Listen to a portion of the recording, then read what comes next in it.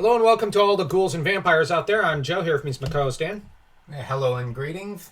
And here is Universal's Frankenstein. Frankenstein. Yeah, whichever. This movie came out in the same year as the Dracula film of 1931. And was, I think, a smash hit, just like Drac was. And it's a classic for a reason. The acting in this film is top-notch.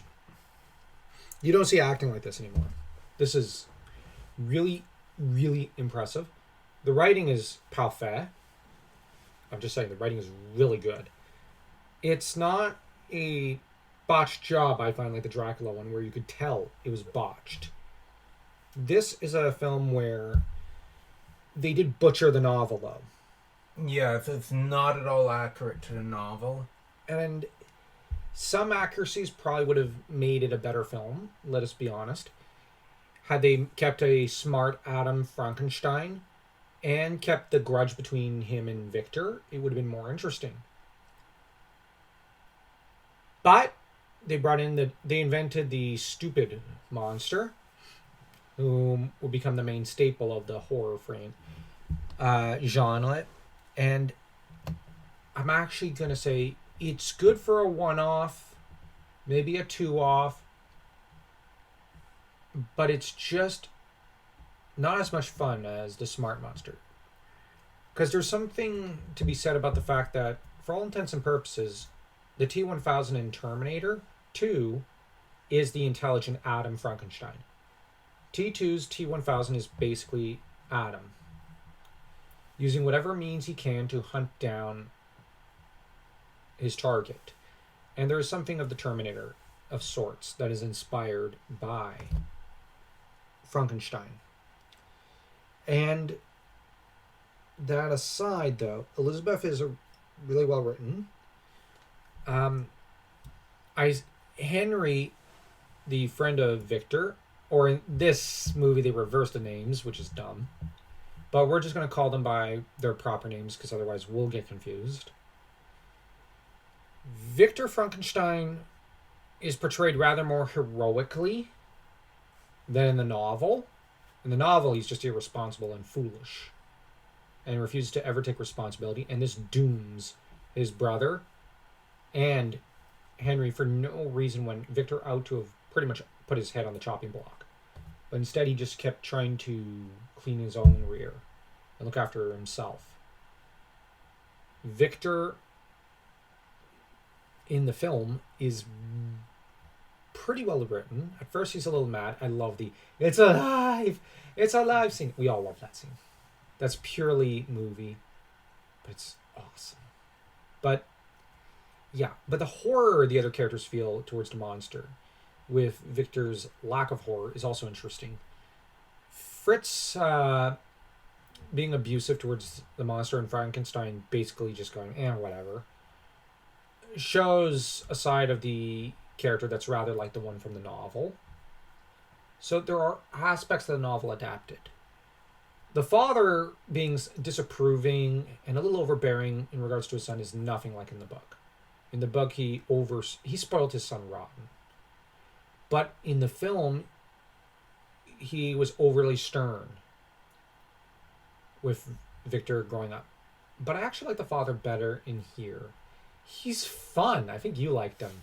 Yes. He's grouchy. He's grouchy. Sometimes he's snarky. Yeah, he's a deadpan snarker. Yeah.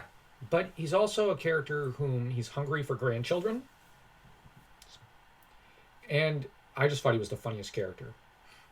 They never quite bring him into any other portrayal, which is a shame. I like the dad. Baron Frankenstein is always a good character. I don't mind Hammer killing him off in taking a different route, but I wish that other producers and directors had gone more faithful to the novel or to this film with the dad. But anyways, this is a case where there's really not much to be said, except for the fact that Adam in this film ends up tossing a little girl in a lake, and this is really, in some ways, this inciting force for the second half of the film. As this action shocks and angers the local villagers who do what no Germans would do today, form an angry mob and go to demand that their public officials do their job. And yeah, I only say that because, like, you look at the modern state of Germany. And then you get the most shocking scenario in history. The mayor actually takes action. Now that was actually pushing my suspension of disbelief. I'm joking. But like that there was a time where the mayor did take action. Yeah, but today mayors just fritter money away from the public into their own pockets and leave infrastructure and the people to fend for themselves and die. Yeah, and but there is a simple French solution to this. You just simply chop mayors' heads off. This is a simple solution. It works. It has a proven track record. It's like, and I hope people don't mind me trolling a little. Giving a good haircut at the neckline really is a good solution. Well, it worked for France in the 1790s and early 19th century. And even all the way into the 20th century. Did you know that? They kept doing it. It's a proven system that works. What did France get out of it? 100 years of golden age after Napoleon. Well, actually, from 1800 to 1900, it was almost a golden age. And that with a lot of decapitations. So, Germans, take note. You can stand to learn from us. I'm joking, by the way. If anyone actually takes my advice seriously, okay. I don't know what I'd say, but anyways, I don't think anyone will. But that said, the angry mob is really cool, and the mob is not stupid here. They end up making sure the monster doesn't escape the windmill and make sure to burn it down and stay there until it's well and truly burnt to the ground. Now, on the other hand, I do support burning down German windmills more often. They actually affect the ecosystems negatively and are kind of not helping the local environment. And they wreak havoc on our economies. So we might as well get rid of them. Windmills are not worth it. Anyways, but that said, I really gotta stop kind of trolling. But it's just, I don't know, like, I think Victor should have died at the end when the monster tosses him out. But instead he's hospitalized with some broken bones and needing to recover, with all the housemaids basically, I guess, kind of liking him because he's young and good looking. But Elizabeth is caring for him in his room and whatnot. But like, I don't know.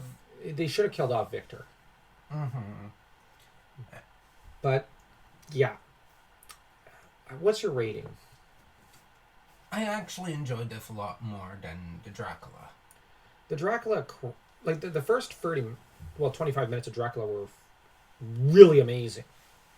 So after that just whiplash. Should have gotten the speeding ticket. Mm-hmm. And I'm glad that even subtly, the actors were helping each other out. For example, when a monster went to drown the girl, I could tell from behind he was actually making sure that she was all right. Okay. And other such situations. Yeah. But I am going to rate this 2 3/4. I'm going to rate it a 2. It's good. It's good. Not great. It's just good. And I much prefer the horror of Frankenstein with Peter Cushing, where there's a lot more cerebral elements in a way. No pun intended. It's just, you question the entire narrative, because Elizabeth and Henry in there, not Henry, but Paul and Elizabeth are very suspicious in there. Their behavior is very suspicious. It's very peculiar.